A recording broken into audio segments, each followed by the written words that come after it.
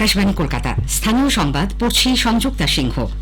সংশোধিত নাগরিকত্ব আইন সিএএ এর সঙ্গে জাতীয় নাগরিক পঞ্জি এনআরসির কোনো সম্পর্ক নেই বলে কেন্দ্রীয় স্বরাষ্ট্রমন্ত্রী অমিত শাহ স্পষ্ট জানিয়ে দিয়েছেন। সংবাদ সংস্থা এএনআই এর সঙ্গে এক একান্ত সাক্ষাৎকারে তিনি বলেছেন, সিএএ কখনোই ফিরিয়ে নেওয়া হবে না। তৃণমূল কংগ্রেস প্রধান পশ্চিমবঙ্গের মুখ্যমন্ত্রী মমতা ব্যানার্জি সহ সমস্ত বিরোধী দলের নেতা নেত্রীকে তিনি সিএএ নিয়ে মিথ্যা রাজনীতি না করার অনুরোধ জানিয়েছেন। মমতা ব্যানার্জি শরণার্থী ও অনুপ্রবেশকারীর মধ্যে তফাৎ বোঝেন না বলেও মন্তব্য করেন স্বরাষ্ট্রমন্ত্রী। सीए का कानून अभी चर्चा पर है, इसमें एनआरसी का कोई प्रोविजन नहीं है, इसमें किसी की नागरिकता छीनने का कोई प्रोविजन नहीं है।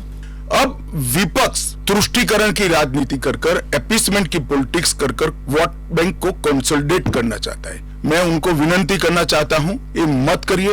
सीए का कानून कभी वापस नहीं जाएगा, इसके साथ हम कोई कॉम्प्रोमाइज नहीं कर सकते। अखंड भारत के जो लोग हिस्सा थे और जिन पर धार्मिक प्रताड़ना हुई है, उसको शरण देना मैं मानता हूं हमारी नैतिक जिम्मेदारी है और हमारी कॉन्स्टिट्यूशनल रिस्पॉन्सिबिलिटी। कहां जाएंगे ये लोग? অন্যদিকে গতকালও সিএএ নিয়ে কেন্দ্রের বিরুদ্ধে বৈষম্যের রাজনীতি করার অভিযোগ করেন মুখ্যমন্ত্রী। তার দাবি, সিএএ এর সঙ্গে এনআরসিও যুক্ত, তিনি এ রাজ্যে কখনোই তা হতে দেবেন না। যে রুলস বের করেছে তাতে পরিষ্কার ক্ল্যারিটি নেই। আপনি যে ক্যাতে নাম লেখাবেন, কাউকে অধিকার দিলে আমরা তো খুশি হই। যে সিস্টেমে সারা ভারত পৃথিবী করে, আপনি সেই সিস্টেমে করুন, আমার কোনো অসুবিধা নেই। তা না করে কি বললো, ক্যার সাথে মনে রাখবেন এনআরসি রিলেটেড মানুষের মধ্যে বর্ণ বৈষম্য করা। বর্ণ বৈষম্যর ক্যা আমি মানি না। লোকসভা নির্বাচনে তৃণমূল কংগ্রেসের প্রার্থী হতে না পারায় অসন্তুষ্ট অর্জুন সিং আবার বিজেপিতেই যাচ্ছেন। সব জল্পনার অবসান ঘটিয়ে ব্যারাকপুরের এই সাংসদ আজ সাংবাদিকদের জানান, ব্রিগেডের মঞ্চে তিনি উপস্থিত থাকা সত্ত্বেও তাকে বিজেপির সাংসদ বলা হয়। তবে কলকাতায় না দিল্লিতে কোথায় তিনি দলবদল করতে চলেছেন তা এখনো ঠিক হয়নি বলে জানিয়েছেন অর্জুন। ব্যারাকপুরের তৃণমূল কংগ্রেস প্রার্থী পার্থ ভৌমিককে এদিনও আক্রমণে নিশানা করেন তিনি। রেশন দুর্নীতির তদন্তে ইডি আজ সন্দেশখালীর ধামাখালীতে শেখ শাহজাহান ঘনিষ্ঠ একাধিক ব্যক্তির বাড়িতে তল্লাশি চালাচ্ছে। 3 কোম্পানির বেশি কেন্দ্রীয় বাহিনী নিয়ে ইডির আধিকারিকরা আজ আইনুল মোল্লা, জামালউদ্দিন মোল্লা, নজরুল মোল্লা ও তার ছেলে মাছ ব্যবসায়ী রিন্টু এবং আরশাদ মিয়ার বাড়িতে হানা দেন। ঘণ্টা 3 তল্লাশি চালানোর পর নির্মাণ ব্যবসায়ী আইনুলকে নিয়ে তার পৈতৃক বাড়িতে যায় ইডির দল। এদিকে 4 দিনের সিবিআই হেফাজত শেষে শেখ শাহজাহানকে আজ আবার বসিরহাট আদালতে তোলা হচ্ছে। মুম্বাইয়ে নির্মীয়মান বহুতল ভবন থেকে পড়ে বনগাঁর 3 শ্রমিকের মৃত্যু হয়েছে। বরিভালিতে 16 তলা বাড়িটির কাজ করছিলেন বনগাঁর সীতানাথপুরের 42 বছর বয়সী পীযূষ হালদার, 26 বছরের শঙ্কর বৈদ এবং 45 বছরের মনোরঞ্জন সমাদ্দার। 16 তলার কার্নিশ ভেঙে 3 জনই নিচে পড়ে যান।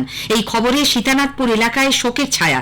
পরিবারের বক্তব্য, রাজ্যে পর্যাপ্ত কাজ থাকলে হয়তো তাদের ভিন রাজ্যে যেতে হতো না। দক্ষিণ 24 পরগনার গোসাবার বালিবাজারে মোটর ভ্যান উল্টে এক ব্যক্তি ও তার নাতির মৃত্যু হয়েছে।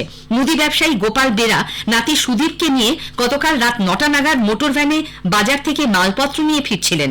আচমকা ভ্যানটি উল্টে রাস্তার পাশে একটি পুকুরে পড়ে যায়। সেই সময় এলাকায় বিদ্যুৎ না থাকায় বিষয়টি কারো নজরে আসেনি। বিদ্যুৎ এলে স্থানীয় লোকজন পুকুরে 2 জনকে ভাসতে দেখেন। তাদের উদ্ধার করে গোসাবা গ্রামীণ হাসপাতালে নিয়ে যাওয়া হলে মৃত ঘোষণা করা হয়।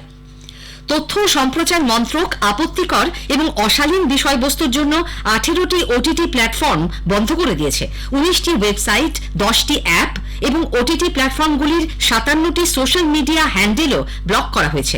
সৃজনশীলতার নামে আপত্তিকর, অশালীন এবং অবমাননাকর ভাষা ও বিষয়বস্তু দেখানোর জন্য ওটিটি প্ল্যাটফর্মগুলিকে বারবার সতর্ক করার পরেও তারা সেই সাবধানবাণী অমান্য করায় এই সিদ্ধান্ত নেওয়া হলো বলে তথ্য ও সম্প্রচার মন্ত্রী অনুরাগ সিং ঠাকুর জানিয়েছেন।